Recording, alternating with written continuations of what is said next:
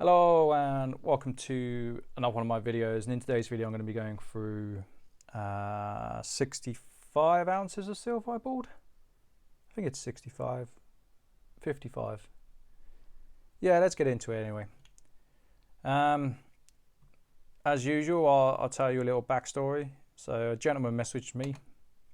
I've been dealing with him a while, and he's like, I want to sell my silver to get into gold. He's like, do you buy silver? And I said, I'm always a buy at the right price, but as per usual, you will get more money if you go elsewhere. I've still got the other order on the back order, so I'm working through stock at the moment. I'm not buying anything else, so nothing is being bought until I've cleared that order. So I've had other people message me, etc. So this was waiting in the wings before that deal anyway. But yeah, he messaged me and he. Really nice guy, and he was just like, I want to sell it. I'm not sure what to sell it for. I'm not sure if I can even be bothered to sell it on the groups. What would you pay on it, pretty much? And I said, well, I pay X, I sell for Y. I just make a spread. And then I explained to him that if he's got anything that's a bit better that I can make the spread on, I'll pay him more for it. That's certainly not a problem. And then he's like, oh, I've got a tube and it, the quality's not great. It's just a tube of Brits, and yeah, I paid this. I was like, whoa, like, don't tell me what you paid.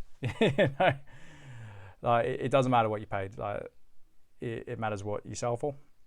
And if someone knows you've paid a cheap amount on it, they'll try and pay less on it. Or that tends to be the case with a lot of people. I don't work that way personally. I just pay what I think I can make, or I pay what I know I can make on. But there are people out there who will literally try and take it to the cleaners if they know what you paid, because if it's a lot less than spot, they're going to be like, well, actually, I want spot for it. I want less than spot, etc. So yeah, going through the coins, there was 10 of these. I got a message, and he said to me, oh, I've left some tape on the back. Can you? I'm really sorry about that. It's going to be a pain to remove it. And I was like, don't worry about it. It's part and parcel of the business. Sometimes I have to deal with these sort of things. But the cool thing about it was he's actually been pretty smart, because he's written down exactly what he's paid on everything, which fair play to him. A lot of people don't do that. They end up accumulating a lot of wealth in coins. They don't know what they paid, and when they sell it, they're scrambling around because they just don't know. But yeah, there was different batches in here. He's done pretty well out of this. So I think half of these were 18.15 a coin he paid. I certainly didn't pay that. I paid him more than that.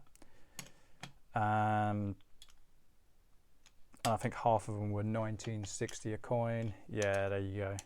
But that's really cool. It doesn't really bother me. I'll probably sell them like this. I won't even take them off, because just buy and sell for weight, it doesn't really bother me. I'll let the person buy and deal with it. The price will be the price when I sell it.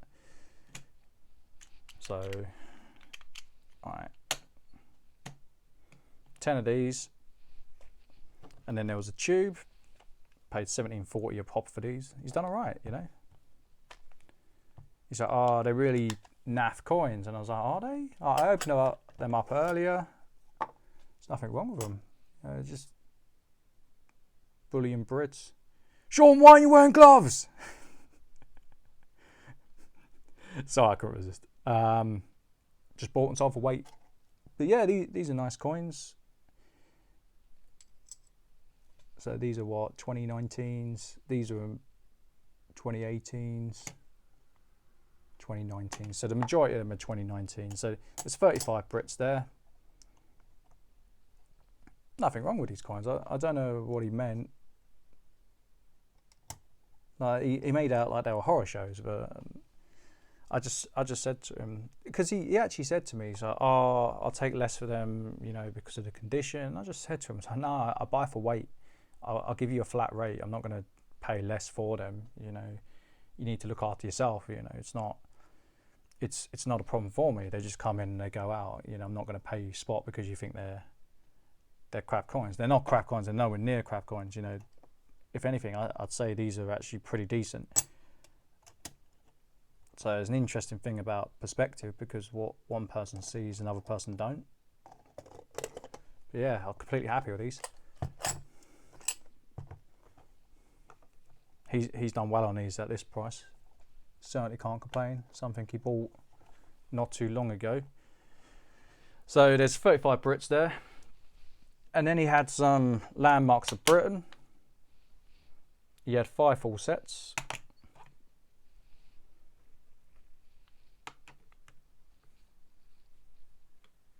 I paid him more on these. So as I said a minute ago, I just explained to him, I was like, these will go for more money. They are collectible.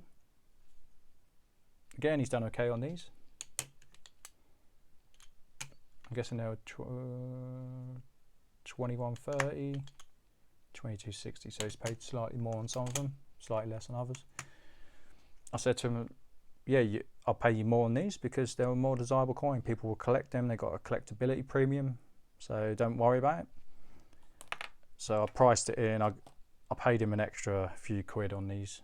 I paid him extra £3 over what I paid on these. You know, I don't think these will take long to move. You know, I'll probably bundle them up and sell them as a set of 4, or I'll give the option of buying individuals, and I'll probably throw in free postage on a set and do the individuals at maybe 29 a coin or 30 a coin, depending on where the market is. Now, there's been times in prior videos where I've said, it's worth this, you know, and the market's moved, I've been slightly over. There's been some occasions where I've been very over and I've gone back and said, actually, I probably should make an edit on the video. Don't know how to edit it. Sorry, guys, don't know how to edit it. But either way, like, I set the price I want to buy at, and then if it comes in, then great, and if it doesn't, then that's also okay. I also have to think about how long I'm going to hold things. So if I believe I'm going to hold a coin for a long time, I'm not buying it for a price that, you know, I'm going to make 10% on. You know, otherwise I'm going to be sitting on it for a long time, and it's just not worth my time. You know, I need to be able to get things in and get things out, and I need to be able to make a spread. It's not everything sells really quickly. It's just, it has to be adjusted towards how long I think I'll sit on it. Now, if it moves in a day, then that's great, but it's not always the case. And then finally, he had 7 of these pandas. They're all in original caps bar 1. Again, he's done okay, £19. I'm pretty sure I sold him these. For any of you that don't know the story, before I was a dealer, I was an investor in silver. I had been interested in silver since about 2010. I just saw potential in it. I thought it was undervalued. Not for the reasons that transpired due to quantitative easing. That's why the price has shot up. But I thought it was undervalued on fundamentals alone.